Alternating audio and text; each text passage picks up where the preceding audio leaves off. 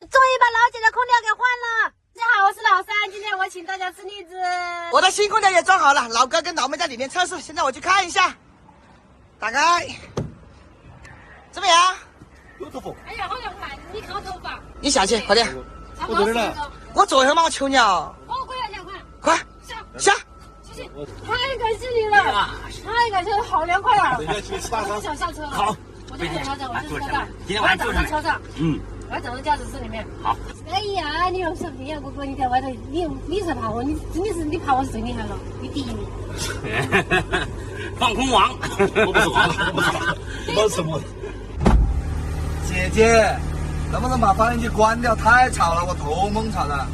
你关一下，我没有遥控器啊，没关系的。主要是上面有人上夜班，你这个发电机我感觉你丢掉算了。关了。小长那个，你看多安静，你这个。大哥，拿锤子砸。砸了。不能砸，我把你给砸了。关了，三万，带下去，关了。你看关掉以后瞬间安静多了。那肯定的，你不是说废话吗？这边上来，海哥，感受一下我们的空这空调怎么样？不能感受了，没有发电机用不了的，我这个。我知道，我走到这里都一股凉气啊，这里。啊，是好凉快。比你那个好多了吧？好多了。就图便宜，真的是。不是我买的，是我爸买的。确实凉快。这凉气都冰的。你到对，凉气都是冰的。更凉，晚上的时候。昨天那个罗亚明他同学装的那个，一晚上发电机就响了2次，省油的很。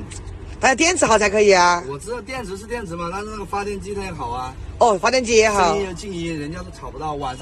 本来晚上那个环境就比较静，声音开起来都没那么大。我之前在服务区被人砸。要是晚上，我跟你说，人家要砸你车。去不是砸过一次，你去看一下。啊，街头那里砸烂完了。不是，听我讲，大海很多地方真的不敢用，特别是居民区。所以说嘛，比如说你去服务区里面，你静音一点，人家吵不到别人。你如果说太吵了，隔壁人家在睡觉嘛又。一听呀，这跟拖拉机一样，这里震的，你看。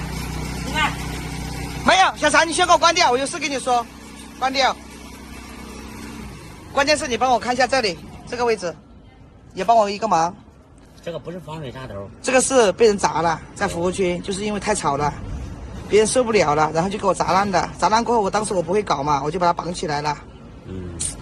老难听给弄。对，你帮我搞一下，我就不相信你这个有多静音，说真的。是。毕竟有这么大，哇！